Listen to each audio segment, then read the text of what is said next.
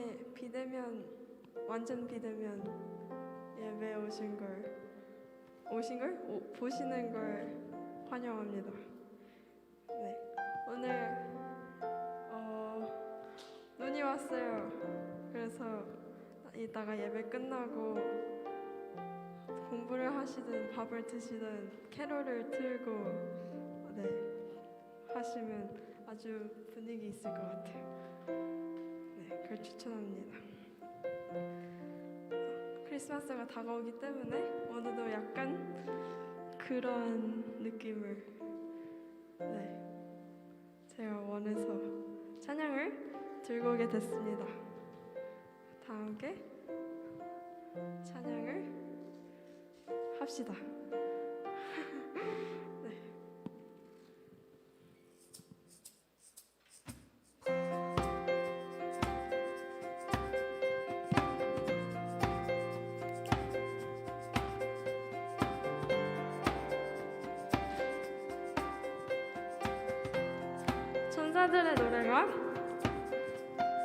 천사들의 노래가 하늘에서 울리네.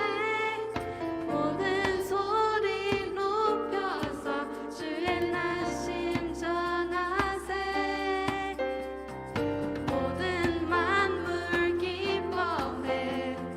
산과 들이 노래해. 아름다운 노래가 온 세상에 퍼져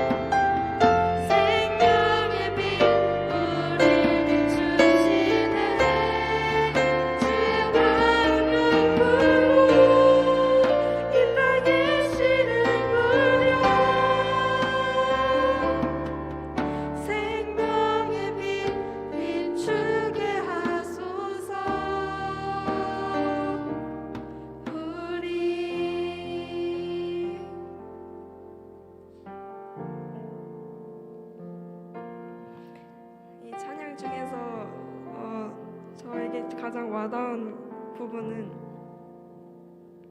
그 어둠 속 우리를 위해 수치를 참으신 주 예수님께서도 그러한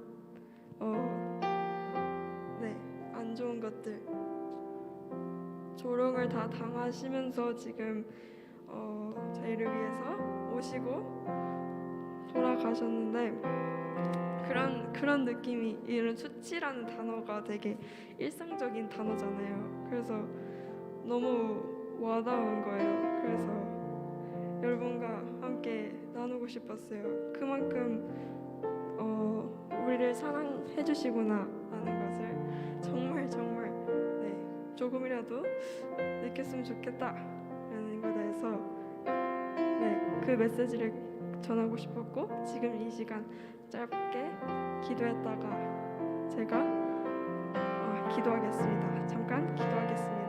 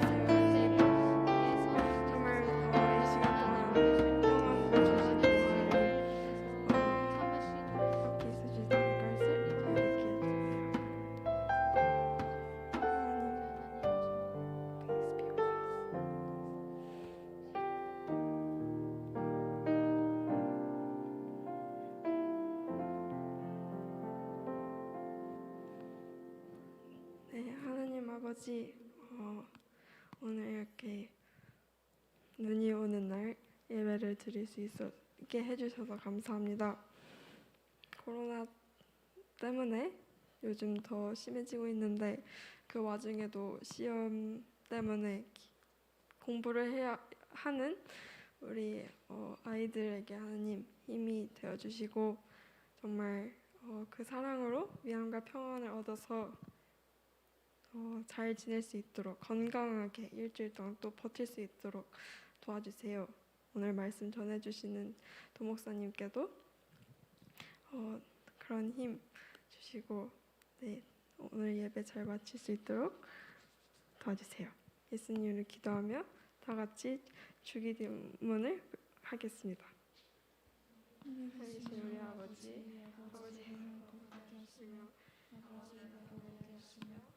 아버지의 뜻이 하늘에서 같이 땅에서도 이루어지게 하소서. 오늘 우리에게 주시고 우리가 삶을 살아진 것 같이 우리 죄를 용서해 주시고 우리를 시험에 빠지지 않게 하시고 악에서 구하소서.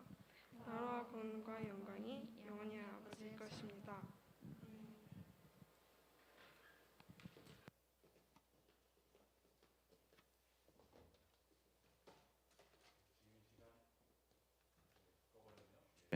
지금 이 시간 봉헌 시간입니다. 우리 같이 각자의 자리 가운데 있지만 그 각자의 자리에서 준비한 예물 함께 주 앞에 올려드리는 마음으로 지금 이 시간 찬양하며 나아갔으면 좋겠습니다.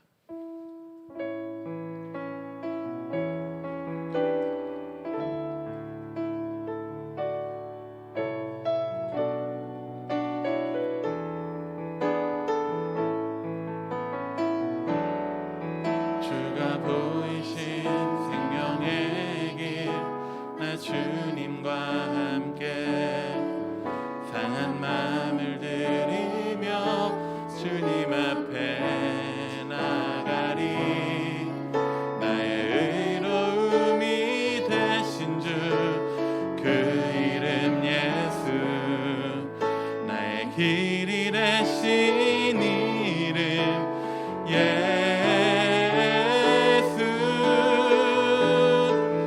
나의 길 오직 그가 아시나니 나를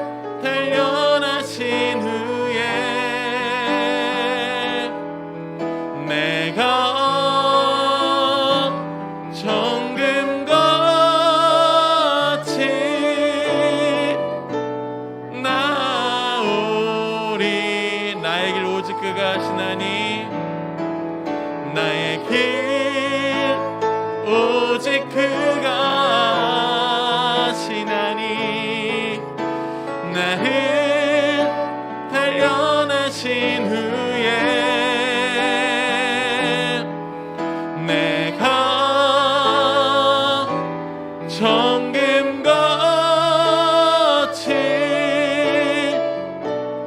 나오리라.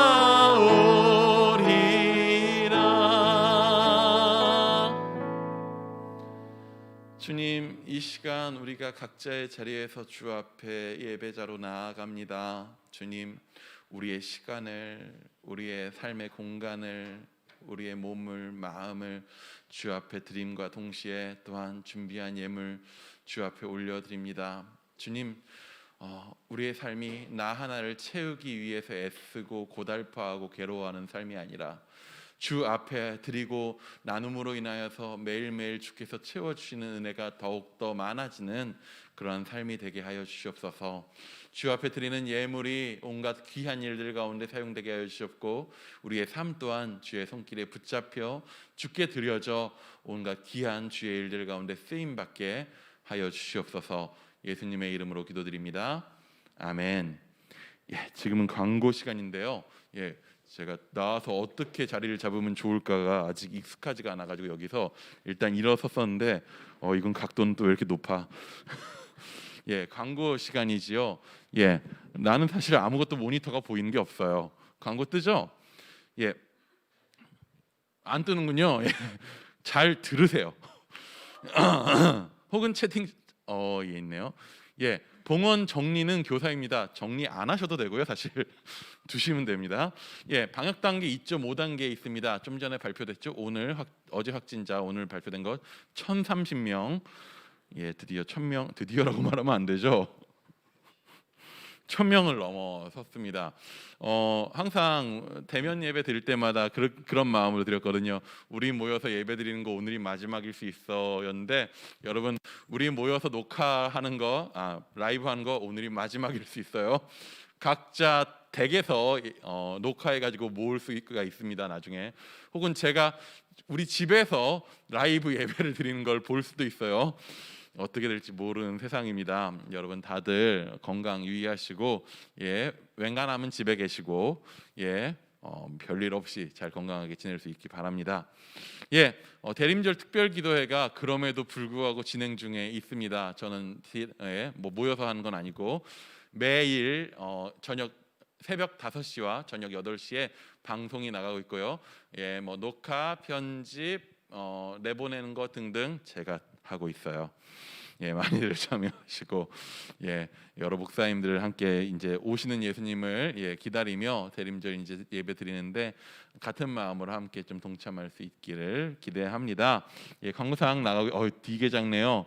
24일까지 진행되니까 여러분, 그리고 일산충신교회 유튜브 검색하셔서 구독 알람 설정하시면은 이제 뜰 거예요. 매일 이제 8시랑 새벽 5시에 뜰 테니까 들어와서 그렇게 참여해 주실 수 있습니다.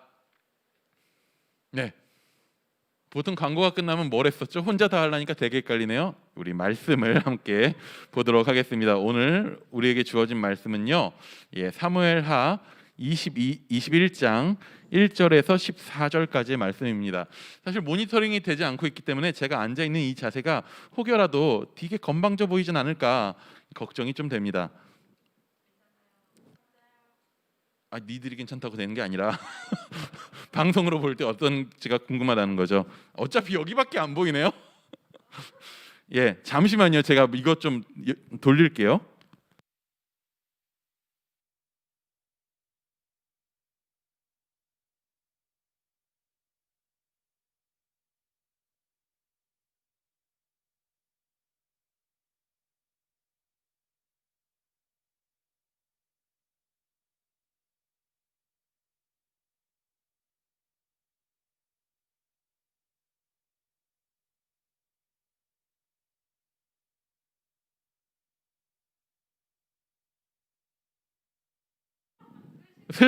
아니야, 켰어. 나오네요. 깜짝이야. 뭘로든 잡아주세요. 소리는. 우리 오늘 우리에게 주신 말씀 사무엘하 21장 1절부터 14절까지의 말씀을요, 어차피 여기 사람들도 있고 여러분도 집에서 다 보실 수 있으니까 교독하도록 하겠습니다. 다윗의 시대에 해를 거듭하여 3년 기근이 있으므로 다윗이 여호와 앞에 간구하매 여호와께서 이르시되 이는 사울과 피를 흘린 그의 집으로 말미암음이니 그가 기브온 사람을 죽였음이니라 하시니라.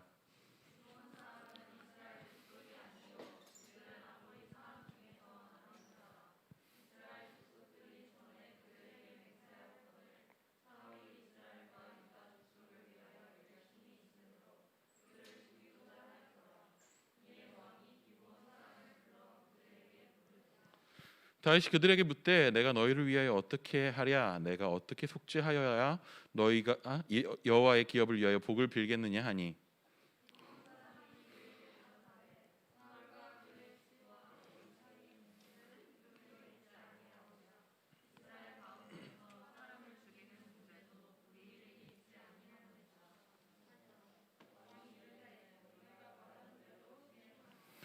그들이 왕께 아뢰되 우리를 학살하였고 또 우리를 멸하여 이스라엘 영토 내에 머물지 못하게 하려고 모해한 사람의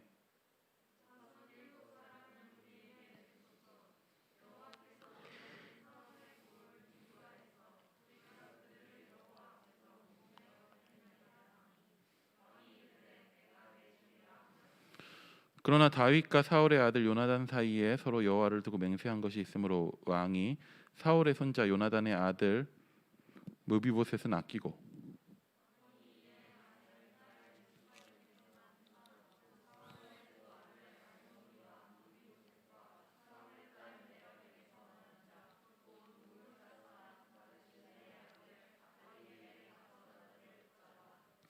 그들을 기브온 사람의 손에 넘기니 기브온 사람이 그들을 산 위에서 여호와 앞에 목매어 달매 그들 7사람이 동시에 죽으니 죽은 때는 곡식 빼는 첫날 곧 보리를 베기 시작하는 때더라.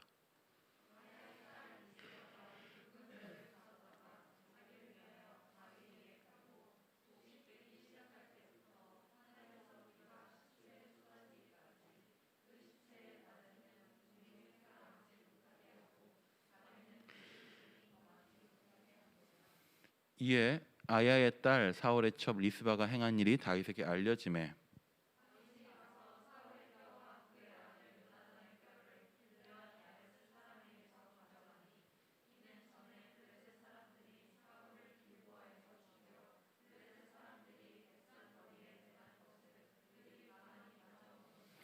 다윗이 그곳에서 사울의 뼈와 그의 아들 요나단의 뼈를 가지고 올라오매 사람들이 그 달려 죽은 자들의 뼈를 거두어다가 그의 아들 요나단의 뼈와 함께 베냐민 땅 셀라에서 그의 아버지 기스의 묘에 장사하되 모두 왕의 명령을 따라 행하니라. 그 후에야 하나님이 그 땅을 위한 기도를 들으시니라. 아멘. 크로마키가 켜져 있는 것 같대요. 화면이 선명치가 않대요. 3분 전에 온 메시지네요. 채팅이네요. 예, 뭐 채팅 자유롭게 남겨주시고요. 문제 있으면 뭐 띄워주시면 좋을 것 같습니다. 사실 유튜브로 방송이 나가면서 평소에 이제 앞에서 여기서 할 때 영상 자료 같은 것도 띄우고 막 그랬었는데 요즘에 영상 한번 잘못 띄우면 고발당해요. 방송이 나가면. 그래가지고 못 띄우긴 하지만 요즘에 되게 뭐 제대로 본 적은 없어요. 그 경이로운 소문이라고 하는 드라마가 지금 하고 있습니다. 혹시 보신 분 있나요? 예, 없는데요. 예. 여기는 없어요. 일단 되게 재밌어 보이더라고요. 이게 원래 웹툰 원작이 있고 웹툰도 되게 인기가 많았었다는데 혹시 아세요?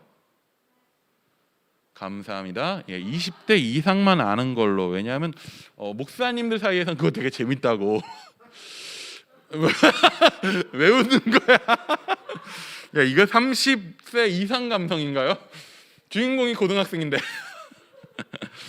예, 저도 되게 몇몇 짤들을 보고 내용들을 보면서 괜찮은데 재밌겠다 싶어가지고 한번 꼭 보면 좋겠다. 예전에도 이런 식으로 해서 나의 아저씨 꼭 보겠다 해가지고 결국에 내가 2번 풀 주행했거든요. 정말 잠을 줄여가면서 봐요 저는. 근데 한번 보게 될 건데 아직 짤밖엔 보진 못했어요. 뭐 거기 보면은 평범한 세 친구들이 나오는데 그 중에 하나가 주인공이죠. 근데 그 중에 하나가 그 주인공인 친구가 다리에 장애가 있어요. 어릴 때 사고를 당해가지고. 근데 그 아이한테 놀라운 힘이 들어가게 됩니다. 그러면서 뭐 주된 내용이 이건 아니지만 이게 주된 내용은 아니지만 그 아이한테 엄청 놀라운 힘이 생겨나면서 그 세 친구들을 괴롭히고 있었던 그 학교의 일진들, 소위 일진들을 참교육해요. 뭐 보통 자기 반에 있었던 일진 노는 애들을 물리치면 다음에 누가 오죠? 더 센 애들이 오죠. 경험해봤어요? 난 경험해봤거든. 우리 반에 있었던 일진을 물리쳤더니 한 10몇 명이 오더라고요. 과거의 일입니다. 중3 때. 예, 다 물리쳤어요. 왜 날 건드려? 예, 근데 되게 판타지 같은 일이죠, 사실. 그런 일들이 일단 초능력이 들어간다는 것 자체가 판타지죠.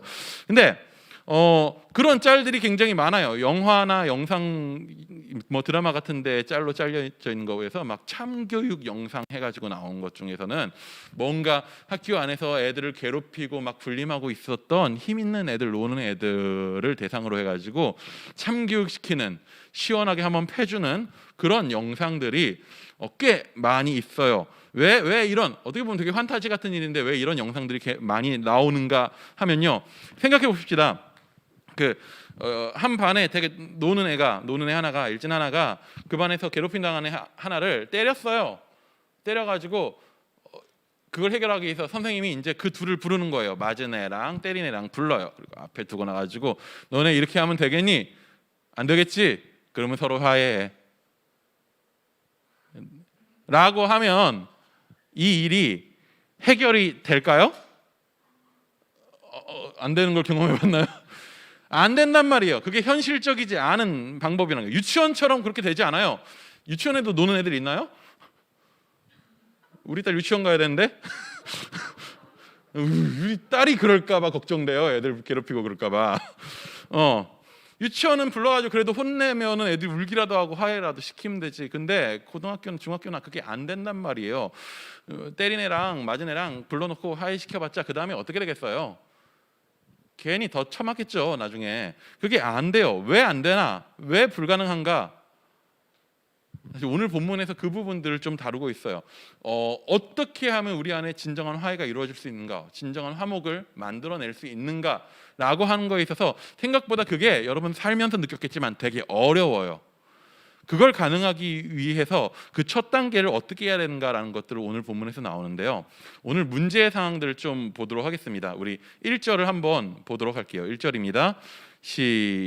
뜨나요? 방송으로 제 목소리는 잘 나가나요? 잘 들려요, 여러분? 예, 채팅으로 남겨주시면 제가 더 크게 떠들어 볼 수도 있습니다. 1절 한번 같이 읽어볼게요. 시작. 다윗의 시대에 해를 거듭하여 3년 기근이 있으므로 다윗이 여호와 앞에 간구하매 여호와께서 이르시되 이는 사울과 피를 흘린 그의 집으로 말미암음이니 그가 기브온 사람을 죽였음이니라 하시니라. 복잡한 문제들이 조금 얽혀 있어요. 뭐냐면은요, 가뭄이 들었어요. 가뭄이 이스라엘 땅에 3년이나 들었어요.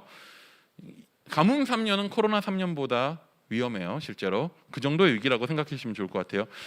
다윗이 하나님께 묻습니다. 이게 어찌 된 일입니까? 왜 우리에게 이런 시련이 있습니까? 라고 했더니 하나님이 설명해 주신 게 뭐냐면요, 기브온 사람들 때문이래요.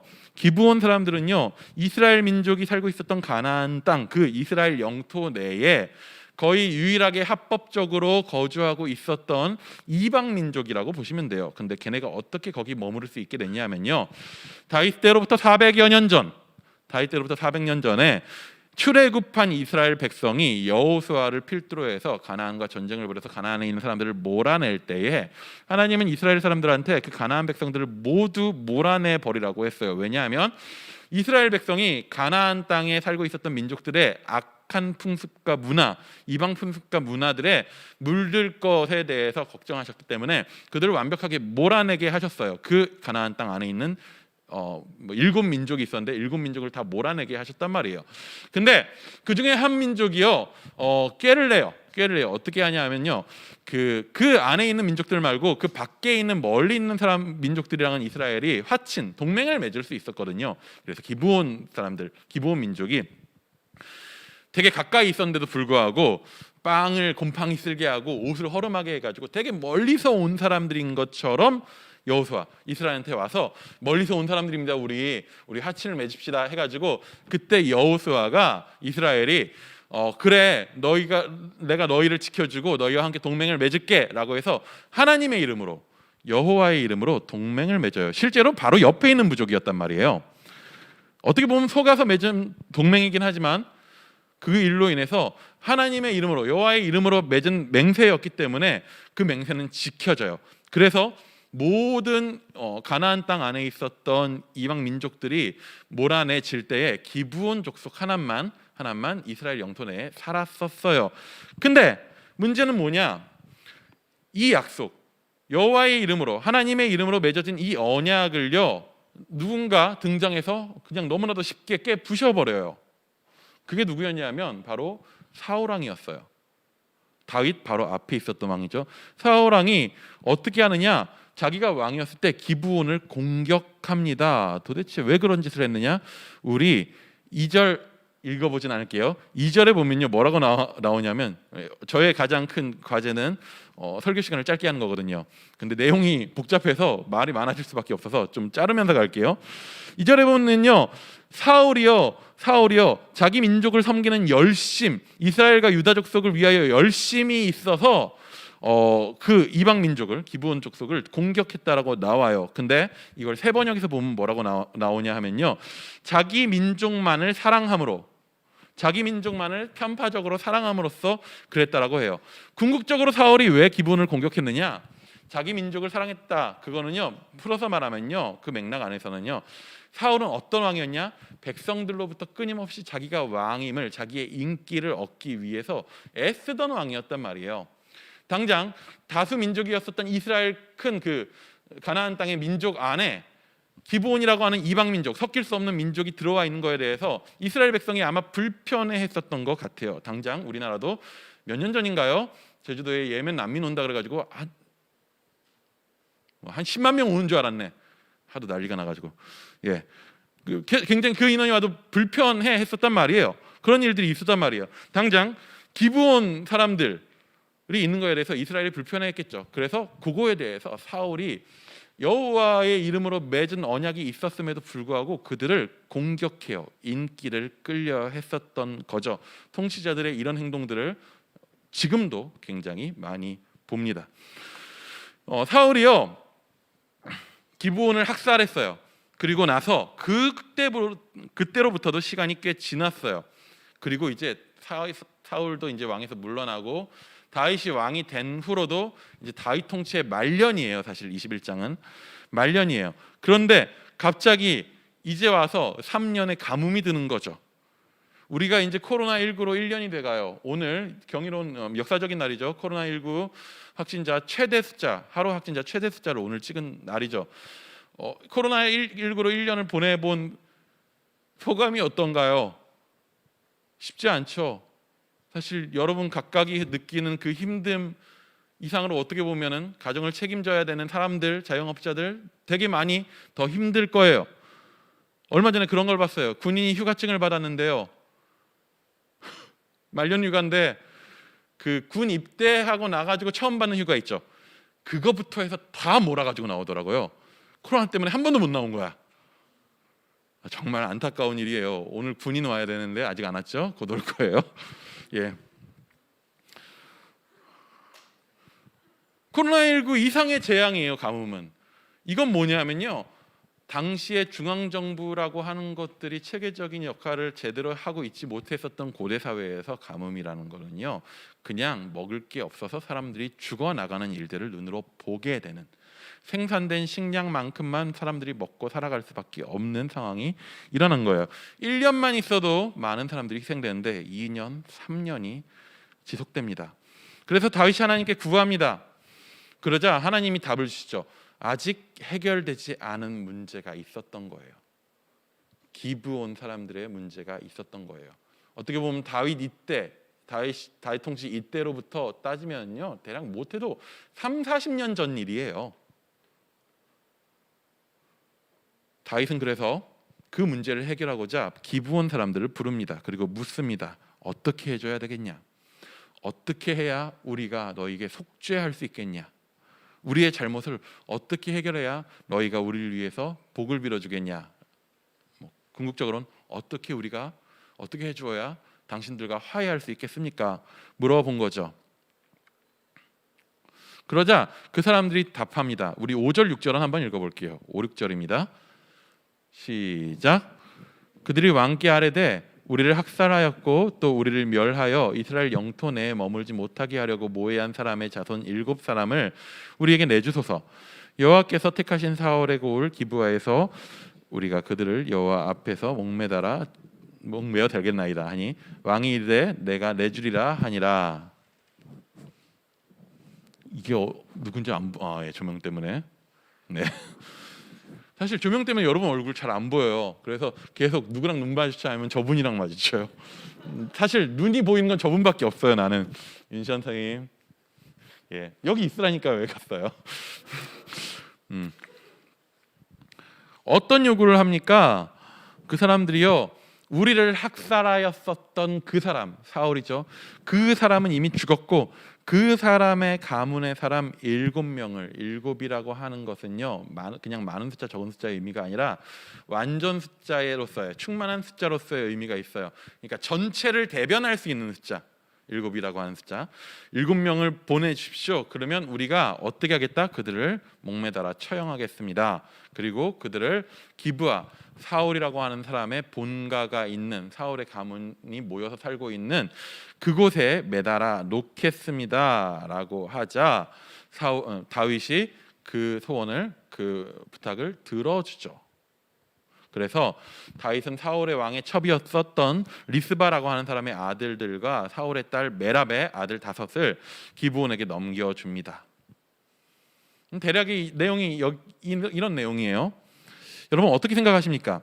기브온 사람들에게 사울의 자손들을 내주는 다윗의 판단이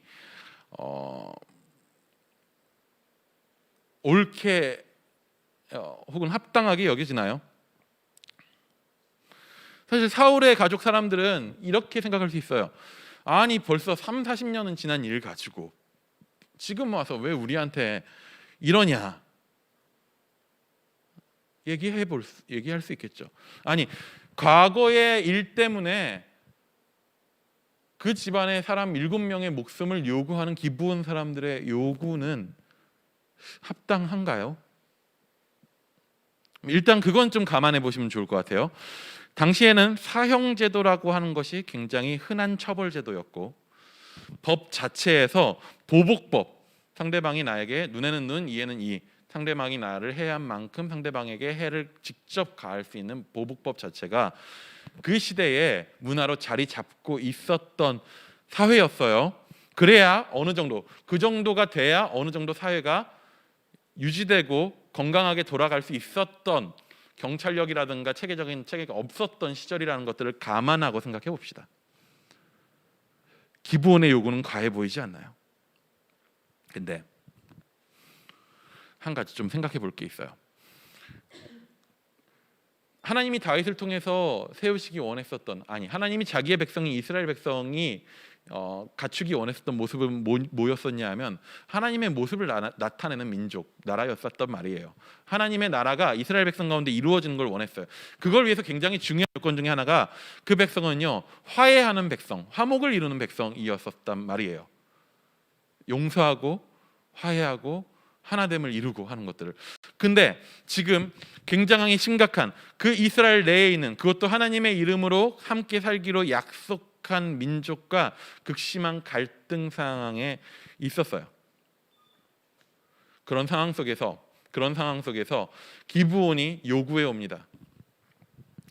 사실 따지면은 이게 합당한가 좀 고민이 될 수 있어요. 근데 그 상황을 좀 생각해 보면은 우리는 조금 다르게 생각해 볼 수 있습니다. 그 이스라엘이요, 가나안 땅에서 절대 다수였어요. 정확하게 몇 명이었고 몇 명이었는지, 기브온은 몇 명이었는지 알 수는 없습니다. 하지만 뭐 비교할 수 없을 만큼 많은 숫자의 이스라엘 사람이 그 안에 살았고 기브온은 소수 민족이었어요. 근데 그들이 어떻게 그 안에 살아갈 수 있었느냐? 그들이 그 안에서 그 땅을 차지하고 살아갈 수 있었던 유일한 하나의 이유는 뭐였냐면 이스라엘이 하나님과 했었던 과거의 약속이란 말이에요. 그 언약 때문에 그거 하나 믿고 기브온 족속은 그 안에 살아갈 수, 자기의 생존의 조건이 생존해 나갈 수 있는 그 삶의 차전을 지킬 수 있는 근거가 그거 하나밖에 없어요. 근데 어느 날 갑자기 사울이라고 하는 왕이 등장해서는 그 약속을 너무나도 쉽게 깨버렸어요. 그리고 자기 민족들을 학살했어요. 몇 명이나 죽였는지는 나오진 않겠지만은요, 굉장히 큰 학살이 있었던 것 같아요. 당장 나의 형제가, 나의 자녀가, 나의 부모가 당장 우리를 둘러싸고 있는 절대 다수의 이스라엘에 의해서, 그들의 왕에 의해서 처참하게 학살당하는 것들을 봤어요. 형제라고 믿었던, 이웃이라고 믿었던 동맹국의 왕에게 어느 날 갑자기 공격당해서 죽어버렸단 말이에요. 그리고 그 이후로도 30년 이상 기브온은 계속 그 땅에 머물러 있었어요. 어떤 느낌으로, 어떤 기분으로 그 땅에 살아가고 있었을까요? 이렇게 생각해 보면 좋을 것 같아요. 새로운 반 배정이 됐습니다. 내가 학년이 올라가서 새로운 반에 들어가게 됐어요. 갔는데 아는 애가 아무도 없어. 친구가 아무도 없어. 그리고 첫날 갔는데 재수없게 그 반에 노는 애들한테 찍혔어요. 노는 애들한테 찍혔으니까 이제 어떻게 돼요? 친구를 사귀긴 좀 더 힘들어지겠죠. 나랑 같이 애들이 안 놀려고 하고 밥을 혼자 먹어요. 가끔씩 일진 애들이 기분이 나쁘면 내 식판을 뒤엎어요. 나한테 시비를 털어요. 그런 상황이라면 그 반에 있으면서 여러분은 어떤 소원이 생길 것 같아요? 어떤 마음이 들까? 그런 상황에서 어떤 소원이 생길까? 제이나 그런 상황이라면 어떤 소원이 생길까? 복수예요. 한 명씩. 그럴 수 있죠. 또 윤 선생님이 어떤 눈 마주쳤어요. 딱 하품을 하는 순간 눈이 마주쳤어요. 어떤 마음이 생길까요? 울고 싶어요. 굉장히 그렇게 저런 느낌이 나올 줄 몰랐는데 울고 싶어요. 울다 보면 어떤 소원이 생길까요? 답을 바라고 묻는 건 아니에요. 편하게. 그래요. 나를 원망의 눈빛으로 바라보고 있어요. 예. 빨리 내년이 오면 좋겠다. 혹은 전학 가버렸으면 좋겠다. 혹은 좀 더 가격하게 하면 말했던 다 뒤져버렸으면 좋겠다. 혹은 끔찍한 쪽으로 가면 소망이 없어지고 힘이 없어지면 죽어버렸으면 좋겠다 까지도 마음이 들겠죠. 기브온은요, 절대 다수인 이스라엘 백성의 땅 안에서 소수 민족으로 지냈어요. 하나님의 이름으로 약속한 이스라엘의 약속을 믿었단 말이에요. 근데 그 약속으로부터 한 300 몇십 년이 흐른 후에 어느 날 깡패 같은 왕이 하나 등장하더니 그냥 깨버렸어요. 너무나도 손쉽게 깨버렸어요. 자기의 인기를 위해서, 자기들과는 어떤 갈등도 없었는데 오로지 자기의 인기를 위해서 자기들을 학살했어요. 이제 이스라엘의 왕이란 애들은 그냥 지 기분에 따라서 언제든지 우리를 때릴 수 있겠구나라고 하는 생각이 드는 거예요. 더럽게 걸렸구나. 망했네. 여기에서 생존을 하고 있었던, 우리의 터전을 지키고 있었던 우리의 생존의 근거 자체가 깨져버린 거예요. 그 이후 다 사울에게 학살당한 후 기브온 민족의 삶은요, 그 민족적인 트라우마 속에서요, 공포감 속에 쭉 지내왔을 거란 말이에요. 하나님은요, 자신이 택한, 자신의 나라로 삼은 이스라엘이 그런 가해자로 있는 것을 절대 참지 않으셔요. 예전에도 몇 번 말했지만 제일 무서운 건 난 우리 딸이 피해자가 되는 것보다 가해자가 되는 게 너무 무서워요. 안 당해봐서 모르겠지만 가해자가 된다면,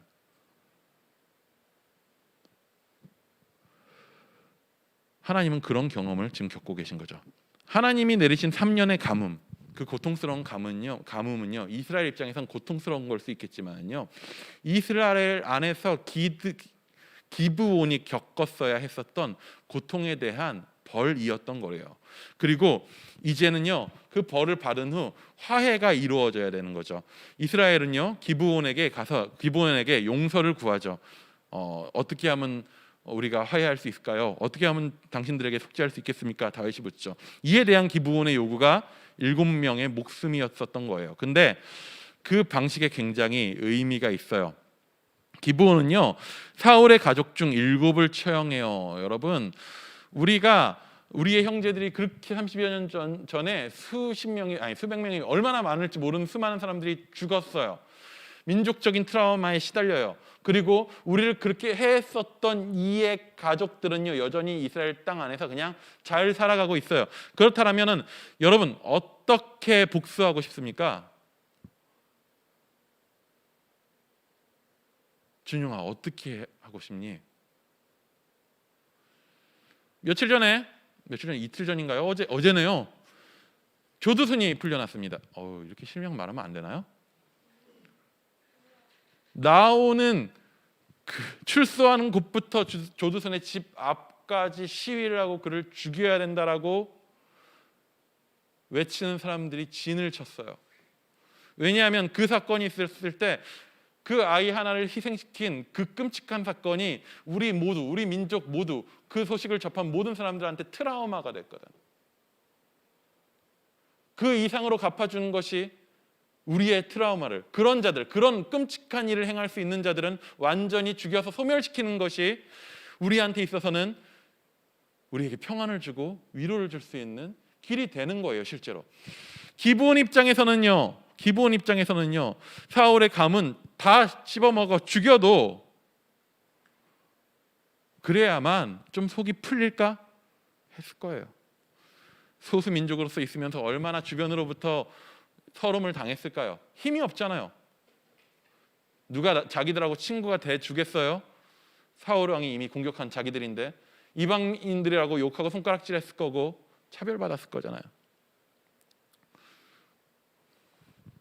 근데 기브온 사람들은 7명의 목숨을 달라고 합니다. 뭐냐?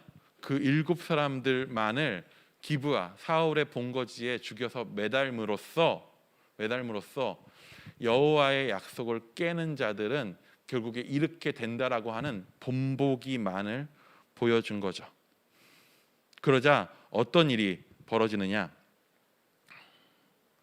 사울의 가문의 7사람이 기브아에 매달려 있을 때 한 사람이 그 매달려 있는 7에게 찾아옵니다. 내가 이건 띄워달라고 얘기를 안 했네요. 10절에 보면요, 제가 읽어드릴게요. 아야의 딸 리스바가 굵은 배를 가져다가 자기를 위하여 바위 위에 펴고 곡식 빼기 시작할 때부터 하늘에서 비가 시체에 쏟아지기까지 그 시체에 낮에는 공중의 새가 앉지 못하게 하고 밤에는 들짐승이 범하지 못하게 한지라. 여러분, 떴다. 여러분, 리스바가 누군지 혹시 기억나요? 아야의 딸이요. 본문에 나온 거 그냥 보시네요. 10절에 나오죠.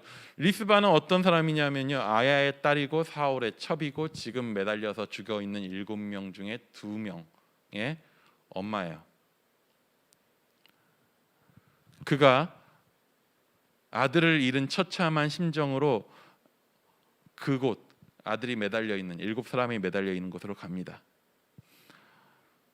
사실 그녀는 무력해요. 그 시체들을 내릴 수 있는 물리적인 힘 말고 어떤 정치적인 권력의 힘이 없어요. 왕의 명령이었고 국가 간의 문제였고 그 앞에 나가서 매달려 있는 아들을 보면서 그를 끄집어 내리고 자기 마음대로 어떻게 할 수 있는 힘이 없어요. 옛날 같았으면, 자기가 사울의 첩이었을 때 같았으면, 그랬다라면 이 기브온 놈들 이런 짓을 해? 하고 다 쓸어버렸을 거예요. 하지만 그녀가 할 수 있었던 건 뭐냐면 그 자리를 지키는 거였어요. 어제의 가해자였던 사람이 오늘 피해자가 되고 피해자였던 이들의 아픔이 어땠을지를 경험해요. 자신의 자식들이 학살당했었던 기브온의 심정들을 경험해요. 그 아픔들을 경험합니다. 보리 추수할 때부터 비가 올 때까지 그 자리를 지켰다고 합니다.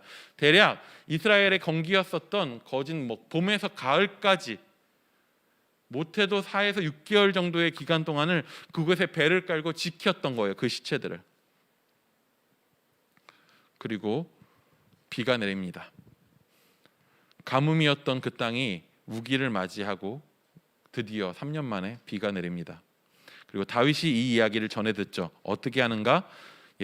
다윗은요, 과거에 전쟁에서 전사했었던 사울과 요나단의 길라 야베스에 있었던 그 시체, 그 뼈를 수거해 오고 기브아에 가서 매달려 있었던 7시체를 거둡니다. 그리고 그 모든 뼈를 거두어서 마지막에는 기브아에 있었던 사울의 아버지 기스라고 하는 사람이 묻혀 있었던 묘에 함께 묻어져요. 원래 이스라엘의 매장풍습은 그렇게 가족묘에 함께 묻는 방식이었거든요. 그래야 땅 아래로 내려가고 평안히 안식을 얻는다라고 생각했었어요. 그 전에 있었던 모든 복잡한 일들이 풀리고 화해가 일어나고 그리고 사울 가족은 그제서야 안식을 얻게 되는 거죠. 여러분, 하나님이 화해를 위해서 이 복잡한 갈등 상황들, 여러분 살다 보면 그런 일들 되게 많잖아요. 우리의 갈등 관계들이 단순하지가 않아요. 모두 너무나도 얽혀 있어요. 어느 날은 강자였던 자가 약자가 돼 있기도 하고, 어느 날은 약자였던 자가 힘을 얻어가지고 이전에 자신을 괴롭혔던 자들을 희생시키기도 하고, 끊임없이 물고 물리는 관계 속에서 세상은요, 화해보다는요 싸우고 경쟁하고 물어뜯는 것에 더욱더 익숙해져 있단 말이에요. 여러분의 삶은 어떻습니까? 화해와 평안이 많아요? 갈등이 많아요? 민현아 어떠니? 평안이 많아요? 오, 좋겠다.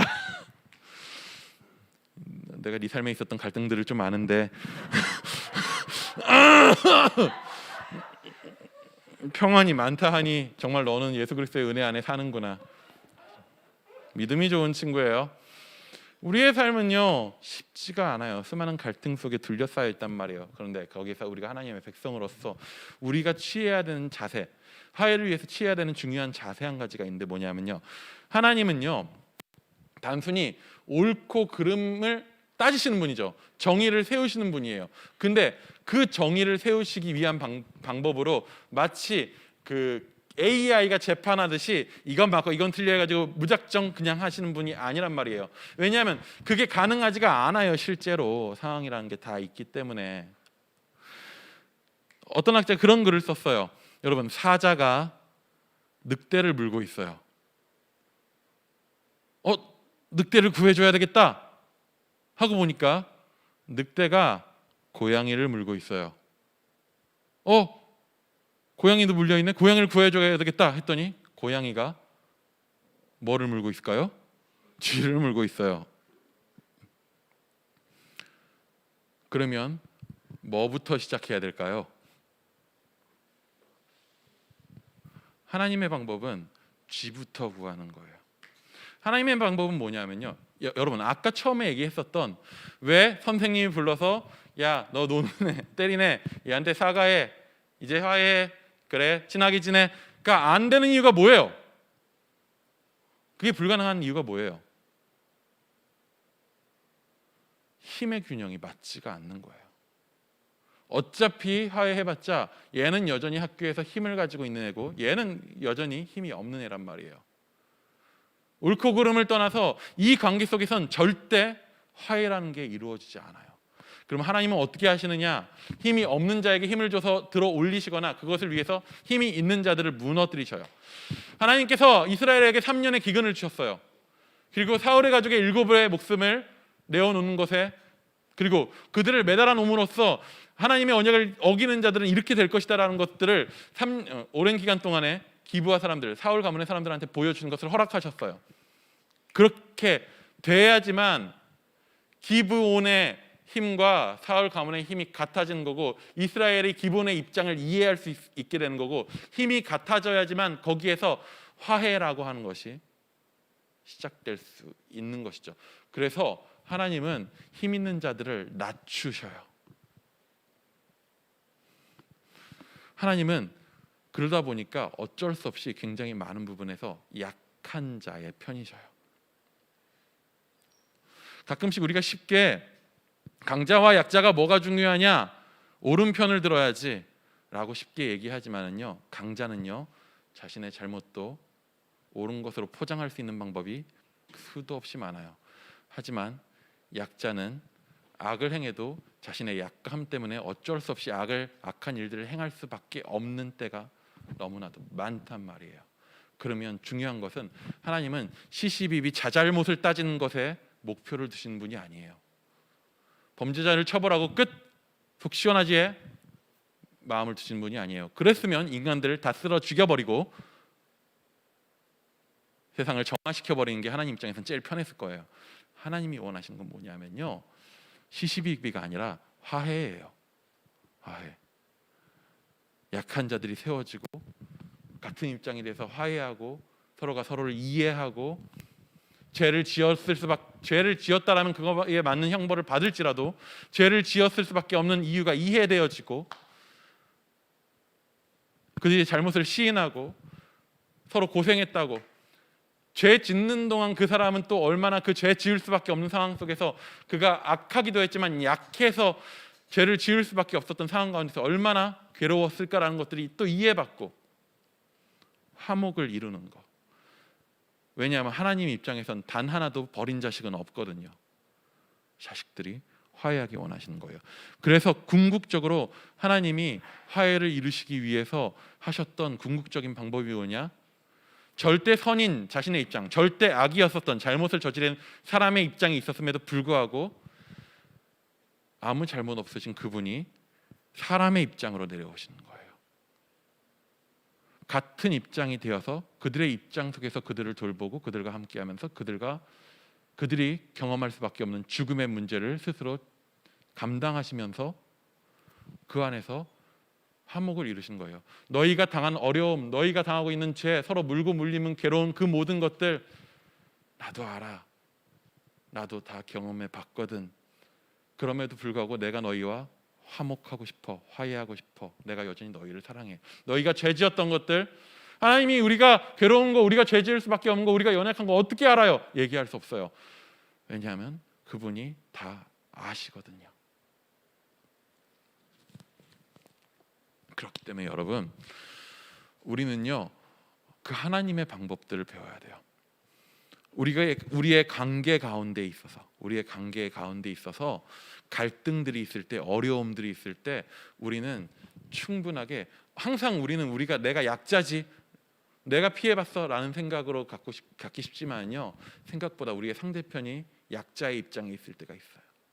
나에게 잘못을 누군가가 했어요. 그가 그 잘못을 하게 될 수밖에 없었던, 그가 약해져서 악해질 수밖에 없었던 이유가 있을 때가 있어요. 그러면 우리는 그 약자된 마음으로 우리의 마음을 낮추고 그 입장으로 들어가 보는 경험들이 필요합니다. 또 한 가지로 특별히 우리가 그리스도인으로서 세상을 살아갈 때 중요한 것 하나는 뭐냐면요, 우리는 세상의 약자들 가운데 마음을 기울여야 돼요. 그들에게 잘못이 있어, 그들도 잘못이 있잖아, 됐고요. 잘못이 있는 건 알지만 그들이 약자의 입장이라면은 강자의 입장에서 그들의 죄를 정죄하는 입장에 서는 게 아니라 그들의 편에 서서 그들이 왜 그 죄를 지을 수밖에 없었는지를 이해하고 그들의 입장을 강자의 힘만큼 올려주던가 같은 입장이 되어서 그들이 이야기할 수 있도록 해줘야 돼요. 사실 여전히 의견이 분분하지만 몇 년 전에 예멘, 아까 얘기했던 예멘에서 난민들이 왔을 때 최소한 우리나라가 그렇게 했어야 된다라고 저는 생각해요. 한민족이 절대 다수고 그들이 소수인데 실제로 아무 범죄도 일어나지 않았어요. 실제로 그 사람들이 우리나라에 적법하게 받아들여지는 과정 자체가 워낙 까다로워서 머물고 있을 수는 있었지만 받아들여지진 않을 상황이었어요. 그런데 끊임없이 뉴스가 나와요. 쟤들이 범죄를 저지를 거다, 우리에게 피해를 입힐 거다. 기브온을 바라보는 이스라엘 입장과 뭐가 다른가? 혹은 너희는 나그네를 선하게 대하라라고 했었던, 나그네를 우대하라고 했었던 이스라엘 백성을 향한, 하나님 백성을 향한 하나님의 명령에 대해서 우리는 어떤 자세를 취했었던가? 우리가 약자를 돌아보지 않고 그들을 안아주지 않으면 우리가 약자가 되었을 때 우리도 어느 누구로부터 도움받지 못하게 될 겁니다. 하나님은 철저하게 약한 자의 모습으로 오셔서 그들과 화해하신 하나님이십니다. 우리가 그러한 마음으로 오늘 살아갈 수 있으면 좋을 것 같습니다. 우리 같이 좀 지금 이 시간 찬양하고 좀 기도했으면 좋겠습니다.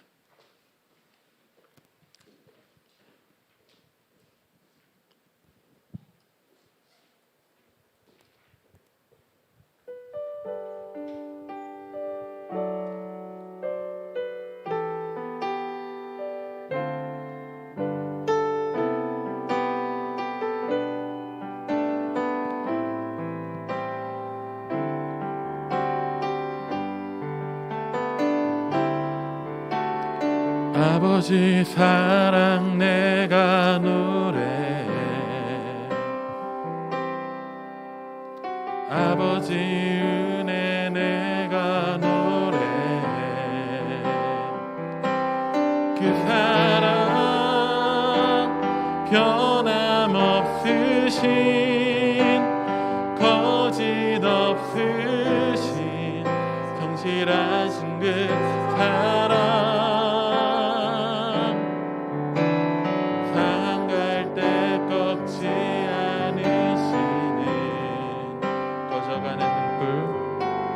꺼져가는 등불 끄지 않는 그 사랑 변함없으신 거짓 없으신 성실하신 그 사랑,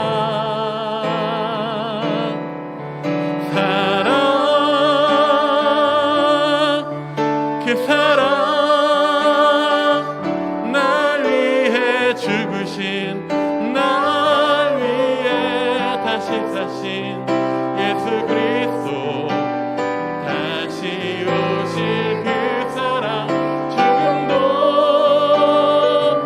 생명도 천사도 하늘의 어떤 권세도 끊을 수 없는 영원한 그 사랑에 우리 한 번 더 고백하며 나아갑니다. 아버지 사랑, 아버지 사랑 내가 노래해, 아버지 은혜 내가 노래해. 그 사랑 변함없으신 거짓 없으신 성실하신 그 사랑, 상한 갈 때 꺾지 않으시는 꺼져가는 등불 끄지 않는 그 사랑 변함없으신 거짓 없으신 성실하신 그 사랑,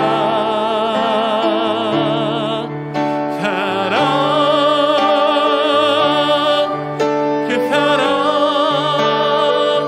날 위해 죽으신 날 위해 다시 사신 예수 그리스도, 다시 오실 그 사랑, 죽음도 생명도 천사도 하늘의 어떤 권세도 끊을 수 없는 영원한 그 사랑 예수. 우리 지금 시간 잠깐만 나올래요? 우리 거리두기 해야 되니까 여기서요. 아, 여기서라고요? 네, 카메라 좀 보시고. 저쪽입니다, 저쪽. 우리 민현이가 다음 주에, 이번 주죠, 군대 갑니다. 예, 심하게 일찍 가죠. 부사관으로 뭐라고 불러야 되죠? 조리병이요? 예, 병은 아니죠. 어쨌든 취사병이요. 예, 부사관으로 해서 이제 이번 주에 들어가게 되는데요. 여러분 군대 간다는 게 얼마나 외롭고 쓸쓸한 일인지 여러분 저는 몰라요. 면제라 모르는데 사실 주변의 친구들의 말을 들어보면 굉장히 고독하고 두려운 일입니다. 우리 지금 이 시간 우리 민현이 잠깐 들어가는 소감 혹은 기도 제목 잠깐만 나누고 같이 좀 기도하면 좋을 것 같아요.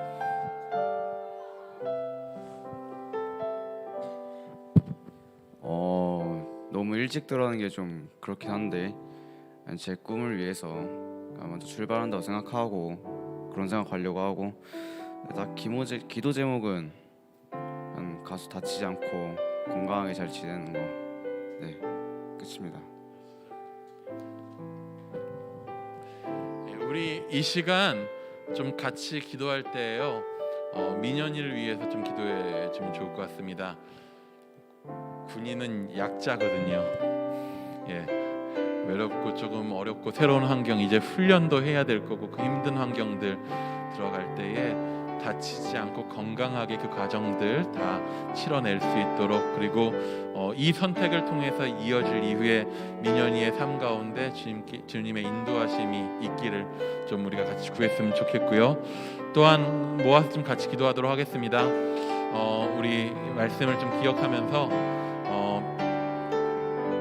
세상에 죄인 되어서 죽을 수밖에 없는 철저한 약자된 우리를 위하여서 철저한 강자이신 그분이 보좌를 버리고 우리에게 내려오셨습니다.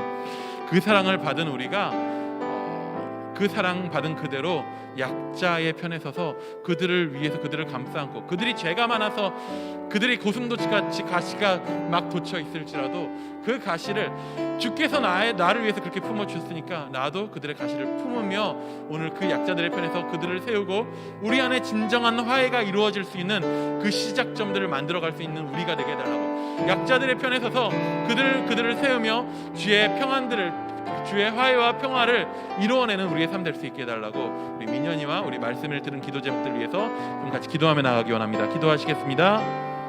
주님 아버지, 우리 민현이를 주님 그 자리 아버지 어떻게 보면은 이제 너무나도 새로운 환경 20년의 시간을 가족들과 함께 했는데 그 가족들과 떨어져서 이 새로운 그 아예 새로운 환경 가운데서 훈련을 받고 오랜 시간들을 거치고 어떻게 보면 이전에 살았던 좀 더 자유가 많았었던 삶을 내려놓고 그러지 못한 삶 가운데로 들어가는 우리 민현의 아버지 그 때를, 그 길을, 그 훈련의 시간들을, 그 과정들을 주님 붙들어 주시기 원합니다. 주여 지켜 보호하여 주시옵소서. 그 건강을 아버지 그 육신 어느 것 한 것도 다치지 않게 하여 주시옵고, 아버지 훈련받는 과정이 고되고 힘들고 그곳에 있는 그 위계 질서들과 많은 부당한 것들, 부주리한 것들, 그 환경들 속에서 주여 우리 민현이가 잘 견뎌내고 이겨내고 좋은 선임 만나고 아버지 좋은 의인들 만나고 좋은 관계들 속에서 그 어려운 생활과 복잡한 생활이지만 그곳에서도 평안을 누리고 쉼을 누리고 살아갈 수 있도록, 또한 그곳 가운데서 주를 믿는 그 믿음이 변하지 않을 수 있도록 주여 민현이가 그 가운데서 주를 찾게 하시고 그 은혜 가운데서 그 기한들을 잘 마칠 수 있도록 주여 인도하여 주시옵소서. 주님 오늘 말씀드린 것을 우리가 기억하며 기도합니다. 주님 아버지, 우리가 약자의 편에 서게 하여 주옵소서. 연약한 자를 돌보게 하여 주옵소서. 연약하여 자기의 목소리가 세상 가운데 아무것도 드러나지 않는 소외된 이들 가운데 찾아가는 자들 되게 하여 주옵소서. 그들 가운데도 죄가 많다고 그들도 문제가 많다고 다 똑같다고 이야기하는 그 세상에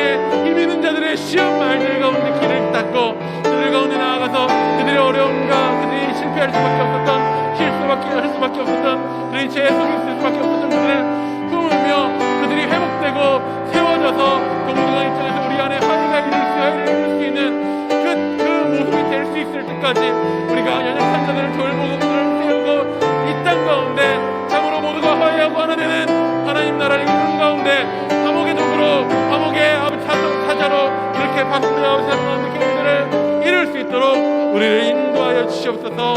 아버지 우리 가운데 그 가운데서 견딜 수 있는 힘을, 은혜를, 그 사랑을 허락하여 주옵소서. 주께서 우리를 품으셨던 것처럼 우리가 품어낼 수 있는 너른 마음과 단단한 아버지 마음들을 가질 수 있도록 주여 우리를 인도하여 주옵소서. 주님, 우리가 한없이 주 앞에 약자지만, 한없이 주 앞에 죄인이지만 그런 죄인들을 위하여서 이 땅 가운데 하늘 보좌 버리시고 약한 자의 모습으로 내려오신 주님을 기억합니다. 그 사랑이 나를 안았고, 그가 나를 안으실 때 우리의 가시돋친 죄악들이 그를 찔렀고, 그는 죽음으로 우리의 생명을 품었고, 그 방법으로 우리와 화해를 이루셨음을 우리가 기억합니다.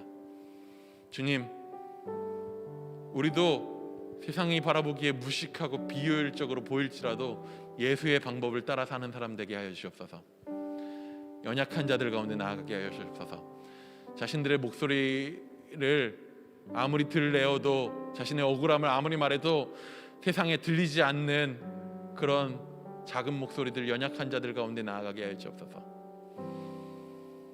그들이 죄악 가운데 있을지라도, 그들이 실패 가운데 있을지라도 주가 나를 붙드셨던 것처럼 그들을 품게 하시고, 그들의 권리가, 그들의 목소리가 들릴 수 있게 돕는 자가 되게 하시고, 그래서 세상 가운데에서 강자나 약자나 사자나 어린 양이나 할 것 없이 화해하고 화목하며 함께 뒹굴며 어울릴 수 있는 그런 세상을 이 땅 가운데 이루기 원하시는, 그 하나님의 나라를 이 땅 가운데 임하게 하기 원하시는 그 일들을 우리가 감당하게 하여 주시옵소서.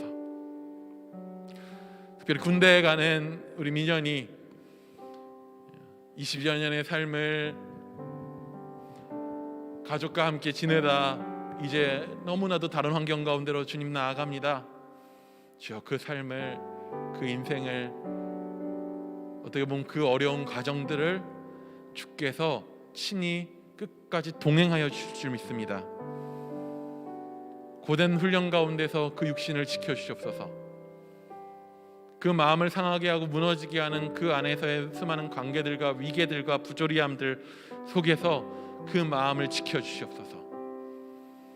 좋은 이들을 만나게 하여 주시옵소서.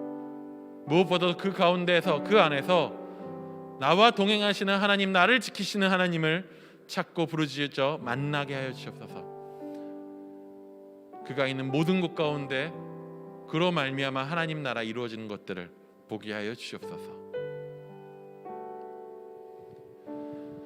지금은 우리 주 예수 그리스도의 은혜와 하나님 아버지 놀라운 사랑과 성령의 교통케 하심이 오늘 약한 자의 자리로 내려가기를 결단하는 그 길이 고되고 마음이 상하고 두렵고, 과연 이 길이 맞는 건가, 내가 품으려고 하는 이들이 문제 있지 않은가, 내가 이렇게까지 희생해야 되나 라고 하는 수많은 질문들, 그 속에서도 십자가를 지셨었던 주님을 바라보며 나도 그렇게 나아가겠습니다라고 결단하는 우리 이다의 모든 청소년 위에, 또한 우리 동역자들과 모든 선생님들 위에, 특별히 어려운 환경 가운데, 새로운 환경 가운데 나아가는 우리 민현이 위에 지금부터 영원토록 함께 하시기를 간절히 축원하옵나이다. 아멘.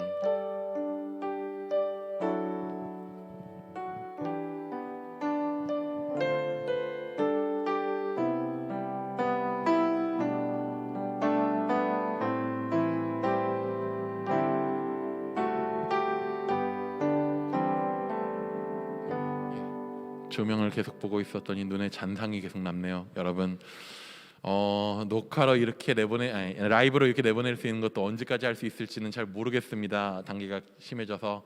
하지만 어떤 방법이든지 무엇라도 해서 함께 각자의 자리에서 참여하고 그렇게 하나 되고 모일 수 있는 그런 우리 이다요 청소년부 되기 바라고요. 각자의 자리에서 건강하고 승리하시기 바랍니다. 오늘 마치도록 하겠습니다. 끝.